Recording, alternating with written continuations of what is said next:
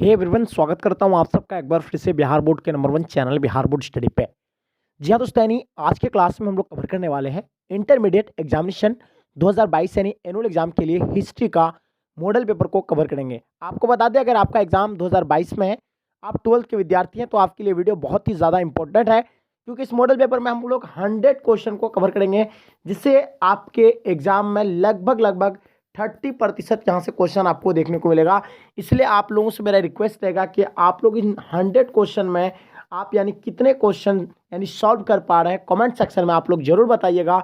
साथ में अपने दोस्तों को भी शेयर करें, ताकि आपका दोस्त भी इसे टेस्ट के रूप में इसे यूज करेंगे, प्रैक्टिस सेट के रूप में। देखिए, आपका एग्जाम बहुत करीब आ गया है। अब जो चाहिए आपको ज़्यादा से ज़्यादा यानी प्रैक्टिस सेट लगाना चाहिए। इससे आपको अनुभव होगा कि आपकी तैयारी का लेवल जो है कहाँ पे है और आपको कितना तैयारी करना चाहिए, अभी आपका क्या स्थिति है, सारे चीज़ की जानकारी आपको हो जाएंगे। साथ में आप ये जितने सारे क्वेश्चन आपका जो है सारा एनसीईआरटी है, और आपको पता होना चाहिए कि बिहार बोर्ड में सब एनसीईआरटी क्वेश्चन ही पूछे जाते हैं। तो ये सबसे बड़ा आपके लिए लाभदायक आज का वीडियो होने वाला है, इसलिए आप लोग इस वीडियो को पूरी तरह से लास्ट तक जरूर देखिएगा। चलेगा, इस शो शुरू करते हैं उससे पहले आप लोगों से मेरा एक छोटी सी रिक्वेस्ट रहेगा कि अभी तक अगर आप मेरे चैनल को सब्सक्राइब नहीं किए हैं तो चैनल को सब्सक्राइब कर लेंगे, और साथ में अपने दोस्तों में एक बार जम करके शेयर कर देंगे। चलेगा, इस शो शुरू करते हैं। तो इस प्रश्न को यानी कवर करेंगे, जिसमें 1 से 100 तक यानी आपका प्रश्न रहेगा, जिसमें 4 विकल्प दिया रहेगा, जिसमें से आपको क्या करना है कि सही एक अपने द्वारा यानी चुने गए आपको क्या करना है, विकल्प को एमआर शीट पर यानी चिन्हित करना होता है, जिससे यानी 85 प्रश्न का यानी आपको उत्तर देना होता है। 100 में आपको 50 ऑब्जेक्टिव का ही उत्तर देना पड़ेगा। तो चलेगा, इस फर्स्ट क्वेश्चन आपके स्क्रीन पे जो आपके पहला क्वेश्चन आपके स्क्रीन पे आ गया है। महात्मा गांधी ने पहला किसान आंदोलन कहाँ शुरू किया था? तो इसका आंसर आपको बताना है, और डेफिनेटली इसका आंसर आपको पता होगा। तो चलिए बताएंगे इसका आंसर क्या होगा। बिल्कुल आपका आंसर एब्सोल्युटली राइट आना चाहिए। तो बहुत बढ़िया, इसका आंसर आपका Champaran option B right answer हो जाएगा। जैसे कि आपको पता होगा 1917 में जो है चंपारण आंदोलन हुआ था। ठीक है, चलिए नेक्स्ट क्वेश्चन देखेंगे जो आपके स्क्रीन पे है। असहयोग आंदोलन कब आरंभ हुआ था? यानी असहयोग आंदोलन जो है कब आरंभ हुआ था? इन चारों में से आपको करेक्ट ऑप्शन बताना है। तो इसका आंसर आपका 1920 राइट आंसर हो जाएगा। ये भी महात्मा गांधी के द्वारा चलाया गया था आंदोलन था, ठीक है, जो 1920 में हुआ था। ठीक है, साइमन कमीशन भारत कब आया? तो साइमन कमीशन जो भारत आया था, ये आपको पता ही होगा कि साइमन कमीशन भारत में कब आया था। तो 1928 में साइमन कमीशन भारत आया था। तो इसका आंसर आपका ऑप्शन बी राइट आंसर हो जाएगा, जिसका विरोध यानी लोगों ने काफी किया गया। ठीक है, चलिए नेक्स्ट क्वेश्चन देखेंगे। 1919 के अधिनियम को क्या कहा जाता है? यानी 1919 के जो अधिनियम को है वो क्या उसे कहा जाता है? तो सभी बच्चों को पता होगा कि 1919 के अधिनियम को जो है रॉलेट एक्ट कहा जाता है, जिसे काला कानून हम लोग कहते थे। ना दलील, ना वकील, ना अपील। ठीक है, इसको हम लोग इसका पता ही होगा, किसी भी व्यक्ति को बिना संदेह किए हुए यानी इसको गिरफ्तार कर लिया जाता था। ठीक है, चलिए नेक्स्ट क्वेश्चन देखेंगे। प्रथम बोध संगीति कहाँ हुई थी? यानी प्रथम बोध संगीति जो हुई थी ये कहाँ पे हुई थी? 5 नंबर क्वेश्चन का आंसर आपको ये बताना है। तो इसका आंसर आपका बिल्कुल करेक्ट होगा। प्रथम बोध संगीति का आंसर आपका क्या हो जाएगा? बिल्कुल सही आंसर। इसका आंसर आपका Rajgriha option C right answer हो जाएंगे। ठीक है, जैन धर्म के अंतिम तीर्थकार कौन थे? यानी जैन धर्म के जो अंतिम तीर्थकार थे तो कौन थे? इसका आंसर आपको बताना है। 6 नंबर क्वेश्चन का आंसर बिल्कुल एब्सोल्युटली करेक्ट होना चाहिए। तो इसका आंसर आपका महावीर यानी ऑप्शन डी राइट आंसर हो जाएंगे। ठीक है, चलिए नेक्स्ट क्वेश्चन देखेंगे। सांची का स्तूप कहाँ है? यानी सांची का जो स्तूप है तो इसके बारे में आपको बताना। इन चारों में से आपको करेक्ट ऑप्शन बताना है। तो इसका आंसर आपका हो जाएगा यानी मध्य प्रदेश जो सारण जिला रायसेन जिला में पड़ता है। ठीक है, ऑप्शन बी राइट आंसर हो जाएंगे। ठीक है, चलिए नेक्स्ट क्वेश्चन देखेंगे। वैदिक काल की अवधि क्या है? जो वैदिक काल की जो अवधि है तो ये क्या होगा? 8 नंबर क्वेश्चन का आंसर आपको डेफिनेटली पता होना चाहिए। तो इसका आंसर आपका बिल्कुल ए राइट आंसर हो जाएगा। 1500 से 600 ईस्वी पूर्व यानी ऑप्शन ए राइट आंसर हो जाएंगे। लोथल कहाँ पे स्थित है?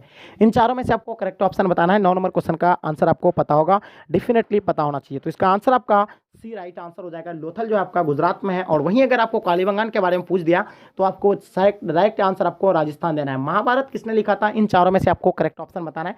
फटाफट आप लोग कमेंट सेक्शन में बताएंगे। तो 10 नंबर क्वेश्चन का आंसर आप लोगों को एब्सोल्युटली पता होना चाहिए। तो बिल्कुल सही और सटीक आंसर आप लोग दे पा रहे हैं। ऑप्शन सी राइट आंसर हो जाएंगे, वेद व्यास। ठीक है, चलिए नेक्स्ट क्वेश्चन देखेंगे। चौथी बोध संगीति कहाँ हुई थी? इन चारों में से आपको करेक्ट ऑप्शन बताना है कि चौथी बोध संगीति जो है ये कहाँ पर हुआ था। फटाफट बताएंगे। तो काश्मीर इसका आंसर आपका बिल्कुल डी होगा। ठीक है, ऑप्शन जो कनिष्क के काल में हुआ था चौथी बोध संगीति, और कश्मीर में हुआ था। ठीक है, चलिए नेक्स्ट क्वेश्चन देखेंगे। हरिसेन किसका राज कवि था?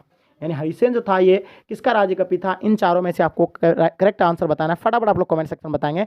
इसका आंसर आपका बी यानी Samudragupta option B right answer हो जाएंगे। ठीक है, तो आप लोगों से मेरा रिक्वेस्ट रहेगा कि आप लोग एक बार जम करके अपने दोस्तों में जरूर शेयर करेंगे। आपके लिए हम इतना स्ट्रगल करते तो आप मेरे लिए इतना जरूर कर सकते हैं। ठीक है, तो चलिए महात्मा बुद्ध का जन्म कहाँ हुआ था? 13 नंबर क्वेश्चन, महात्मा बुद्ध का जन्म जो है कहाँ पे हुआ था? 13 नंबर क्वेश्चन का आंसर आपको पता ही होगा। तो बिल्कुल सही और सटीक आंसर इसका आना चाहिए, बिल्कुल ऑप्शन बी राइट आंसर हो जाएंगे। Nepal option B right answer हो जाएंगे। सिंधु घाटी सभ्यता का क्षेत्रफल कितना था? यानी सिंधु घाटी सभ्यता का जो क्षेत्रफल था वो कितना था? 14 नंबर क्वेश्चन का आंसर आपको बताना है। चलिए इसका आंसर आपका बिल्कुल correct answer option A right answer हो जाएंगे। लगभग 13 लाख वर्ग किलोमीटर, यानी ऑप्शन आपका ए राइट आंसर हो जाएंगे। कनिष्क किस वंश का शासक था? इन चारों में से आपको करेक्ट ऑप्शन बताना है। 15 नंबर क्वेश्चन का आंसर क्या होगा? फटाफट आप लोग कमेंट सेक्शन में बताएंगे। इसका आंसर आपका डी राइट आंसर हो जाएंगे। कुषाण वंश option D will be the right answer हो जाएंगे। त्रिपिटक किस धर्म से संबंधित है? इन चारों में से आपको करेक्ट ऑप्शन बताना है। 16 नंबर क्वेश्चन का आंसर क्या होगा? बिल्कुल एब्सोल्युटली आप लोग का आंसर करेक्ट होगा, यानी बौद्ध धर्म से, ऑप्शन सी राइट आंसर हो जाएंगे। सबसे प्राचीन वेद कौन सा है? यानी सबसे प्राचीन वेद के बारे में बात करना है आपको। 17 नंबर क्वेश्चन का आंसर आपको पता ही होगा कि ऋग्वेद जो है सबसे प्राचीन वेद है। ठीक है, चलिए ए फारगोटन एम्पायर के लेखक निम्नलिखित में से यानी कौन है? इन चारों में से आपको करेक्ट ऑप्शन बताना है। 18 नंबर क्वेश्चन का आंसर बिल्कुल एब्सोल्युटली करेक्ट होना चाहिए। तो चलिए बहुत बढ़िया, इसका आंसर आपका यानी रॉबर्ट सेवेल यानी ऑप्शन ए राइट आंसर हो जाएंगे। मार्को पोलो किस देश से भारत आया था? यानी मार्को पोलो जो है किस देश से भारत आया था? 19 नंबर क्वेश्चन का आंसर आपको बताना है। तो इसका आंसर आपका बी राइट आंसर हो जाएंगे। Italy option B right answer हो जाएंगे। विदेशी यात्री टेबरिनियर एक था, क्या था? यानी जोहरी था, इंजीनियर था, डॉक्टर था, वक्ता था। तो 20 नंबर क्वेश्चन का आंसर आपको पता ही होगा। इसका आंसर आपका जोहरी ऑप्शन ए राइट आंसर हो जाएंगे। निम्नलिखित में से कौन सा अलवार महिला संत थी? इन चारों में से आपको करेक्ट ऑप्शन बताना। 21 नंबर क्वेश्चन का आंसर क्या होगा? और डेफिनेटली इसका आंसर आप लोगों का करेक्ट होना चाहिए। तो इसका आंसर आपका हो जाएगा, यानी अंडाल जो थी वो क्या था? यानी अलवार महिला संत थी। ठीक है, चलिए नेक्स्ट क्वेश्चन देखेंगे। निम्नलिखित में से कौन संत बंगाल के निवासी थे? इन चारों में से आपको करेक्ट ऑप्शन बताना है। 22 नंबर क्वेश्चन का आंसर आपका क्या होगा? बिल्कुल correct answer option B right answer हो जाएंगे, यानी चैतन्य। ठीक है, नेक्स्ट क्वेश्चन देखेंगे। मीराबाई किनकी भक्त संत थी? मीराबाई किनकी भक्त संत थी? इन चारों में से आपको करेक्ट ऑप्शन बताना है। 23 नंबर क्वेश्चन का आंसर बिल्कुल बी राइट आंसर हो जाएंगे। Krishna option B right answer हो जाएंगे। निम्नलिखित में से यानी बीजापुर का संस्थापक कौन था? यानी बीजापुर का जो संस्थापक था तो कौन था? 24 नंबर क्वेश्चन का आंसर आपको बताना है। तो यूसुफ आदिल यानी Adi Shah option B right answer हो जाएंगे। ठीक है, चलिए 25 नंबर क्वेश्चन, किस शासक ने तुंगभद्रा नदी पर बांध बनाकर विजयनगर के लिए नहर निकलवाई थी? तो इन चार ऑप्शन में आपको करेक्ट ऑप्शन बताना। 25 नंबर क्वेश्चन का आंसर आपका क्या हो जाएगा? यानी देवराय प्रथम ऑप्शन बी राइट आंसर हो जाएगा। किसने लीलावती का फारसी अनुवाद किया था? तो इन 26 नंबर क्वेश्चन का आंसर आपको डेफिनेटली पता होना चाहिए। तो इसका आंसर आपका ए राइट आंसर हो जाएगा। Faizi option A right answer हो जाएंगे। निम्न में से किस शासक ने कश्मीर में शालीमार बाग का निर्माण करवाया था? अकबर ने, शाहजहां ने, बाबर ने या हुमायूं ने? तो 27 नंबर क्वेश्चन का आंसर आपको बताना और इसका आंसर आपका डेफिनेटली पता होना चाहिए। इसका आंसर आपका शाहजहां यानी ऑप्शन बी राइट आंसर हो जाएंगे। ठीक है, चलिए नेक्स्ट क्वेश्चन देखेंगे जो आपके स्क्रीन पे आ गया है। महाभारत का अनुवाद निम्नलिखित में से किस नाम से किया गया? तो इन चारों में से आपको करेक्ट ऑप्शन बताना। 28 नंबर क्वेश्चन का आंसर क्या होगा? फटाफट बताएंगे। तो बहुत बढ़िया, इसका आंसर आपका रज्जमनामा ऑप्शन बी राइट आंसर हो जाएंगे। खालसा सेना की स्थापना किसने की थी? 29 नंबर क्वेश्चन का आंसर आपको बताना है। डेफिनेटली इसका आंसर आपका करेक्ट होना चाहिए। तो इसका आंसर आपका गोविंद सिंह यानी ऑप्शन बी राइट आंसर हो जाएंगे। अमृतसर नगर की स्थापना किस सिख गुरु ने किया था? इन चारों में से आपको करेक्ट ऑप्शन बताना है। इसका आंसर आपका क्या होगा?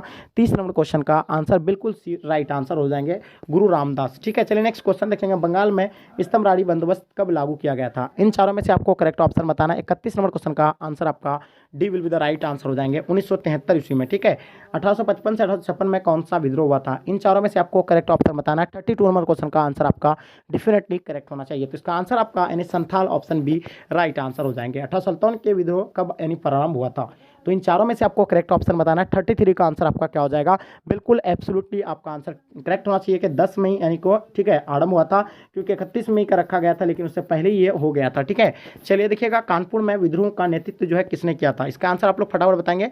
इसका आंसर आपका क्या होगा? ठीक है, कानपुर में विद्रोह का नेतृत्व जो है 34 नंबर क्वेश्चन का आंसर आपका बिल्कुल करेक्ट होगा, यानी क्या हो जाएगा? नाना साहेब ने किया था कानपुर से। ठीक है, प्लासी का युद्ध आपका कब हुआ था? इन चारों में से आपको करेक्ट ऑप्शन बताना है। तो प्लासी का युद्ध जो है आपका यानी 1757 में हुआ था, यानी ऑप्शन बी राइट आंसर हो जाएंगे। और किसके किसके बीच हुआ था ये आप लोग जरूर बताएंगे। पुर्तगाली ने गोवा के ऊपर यानी कब जमाया था? इन चारों में से आपको करेक्ट ऑप्शन बताना है। इसका आंसर आपका 1510 यानी ऑप्शन बी राइट आंसर हो जाएंगे। भारतीय राष्ट्रीय कांग्रेस पार्टी की स्थापना कब हुई थी? 37 नंबर क्वेश्चन का आंसर आपको बताना है, उसका आंसर आपका बिल्कुल करेक्ट होगा, यानी 1885, ऑप्शन बी राइट आंसर हो जाएंगे। बंगाल विभाजन कब हुआ था, यानी बंगाल जो विभाजन हुआ था ये कब हुआ था, 38 नंबर क्वेश्चन का आंसर आप लोग बताइएगा, फटाफट आप लोग कमेंट सेक्शन में बताएंगे। तो इसका आंसर आपका बंगाल विभाजन 1905 में हुआ था, जो लॉर्ड कर्जन के द्वारा किया गया था। ठीक है, चलिए नेक्स्ट क्वेश्चन देखेंगे, ईस्ट इंडिया कंपनी की स्थापना कब हुई थी। तो ईस्ट इंडिया कंपनी की जो स्थापना हुआ था, ये तो सभी बच्चे को ही यानी पता होना चाहिए कि ईस्ट इंडिया कंपनी स्थापना 16वीं ईस्वी में हुआ था, option be absolutely right answer हो जाएंगे। बहुत बढ़िया, बिल्कुल सही और सटीक आंसर आप लोगों का।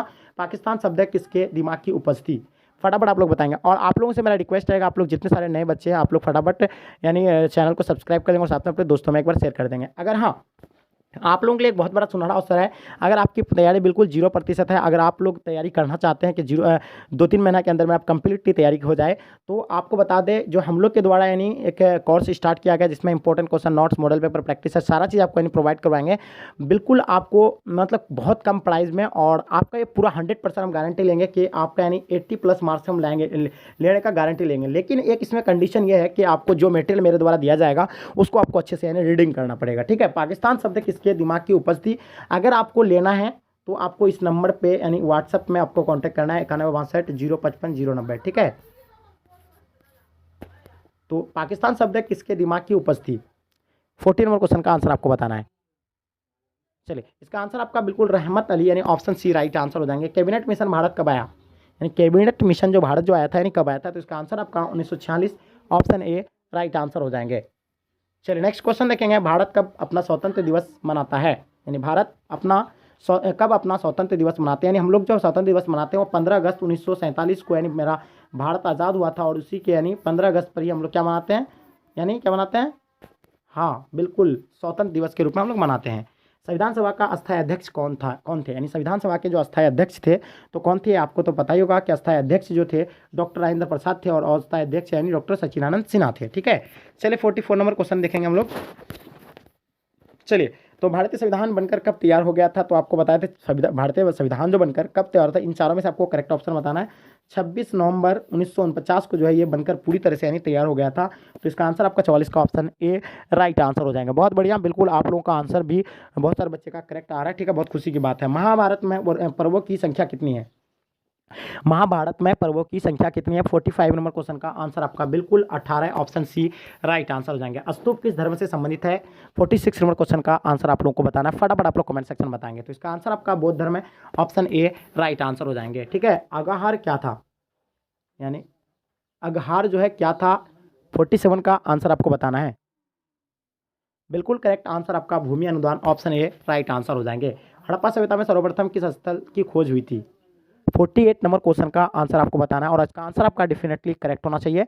इसका आंसर आपका सी एब्सोल्युटली राइट आंसर हो जाएंगे, हड़प्पा का। ठीक है, चलिए नेक्स्ट क्वेश्चन देखेंगे, अशोक के समय कौन सा बौद्ध संगीति हुई थी, यानी अशोक के समय जो है कौन सा बौद्ध संगीति हुई थी।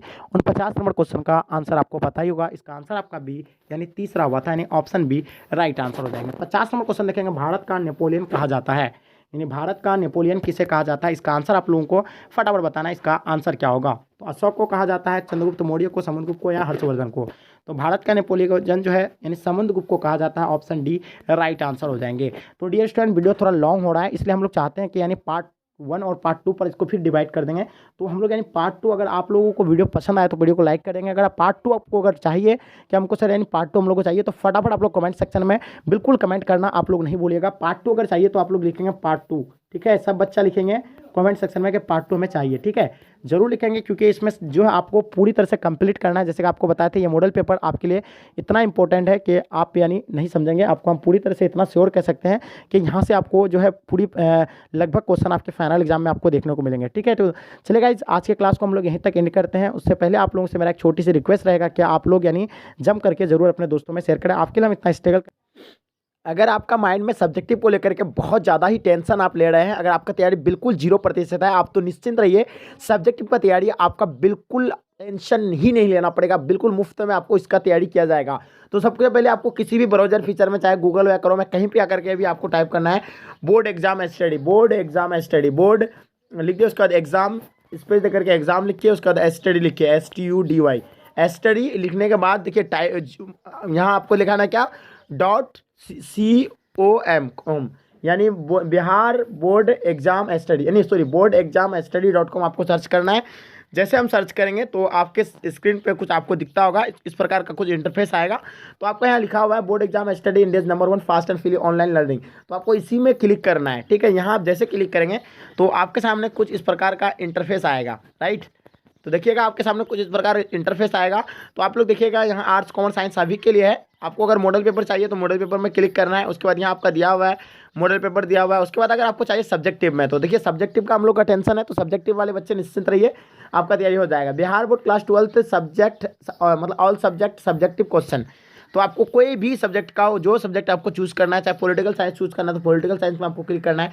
जैसे आप क्लिक कीजिएगा, ओपन कर लीजिएगा यहाँ से, ठीक है। इसको ओपन करने के बाद क्या करना है, आपको यहाँ नीचे आ जाना है, ठीक है। उसके बाद आप लोग देखिएगा यहाँ आपका दिया हुआ है, यहाँ पहले आपका हिंदी का दिया हुआ है, उसके बाद फिर नीचे आ जाना है, उसके बाद इंग्लिश का दिया हुआ है, उसके बाद आपको देखना हिस्ट्री का दिया हुआ है। आप पॉलिटिकल साइंस का चाहिए तो नीचे आपका यहाँ पॉलिटिकल साइंस का है। तो पॉलिटिकल साइंस में कोई भी सब्जेक्ट का अगर देखिए 5-5 सेट हर एक सब्जेक्ट का दिया हुआ है। कोई सा भी सब्जेक्ट का मतलब कोई सा भी सब्जेक्ट का जाकर के आप यहाँ क्लिक कर सकते हैं लिंक में, ही सब में। जैसे आप क्लिक करेंगे देखिए आपका ये मॉडल सेट आ गया।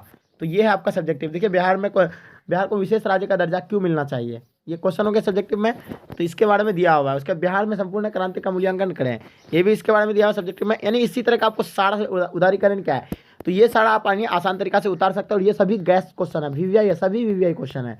आपको इधर उधर कहीं भटकने की जरूरत नहीं होगी, बिल्कुल आसान तरीका से आप यहाँ से तैयारी कर सकते हैं। तो चलिए गाइस, आई होप आपको समझ में आ गया। तो चलिए गाइस, यहीं तक आज के क्लास को एंड करते हैं। जब तक के लिए जय हिंद, जय भारत।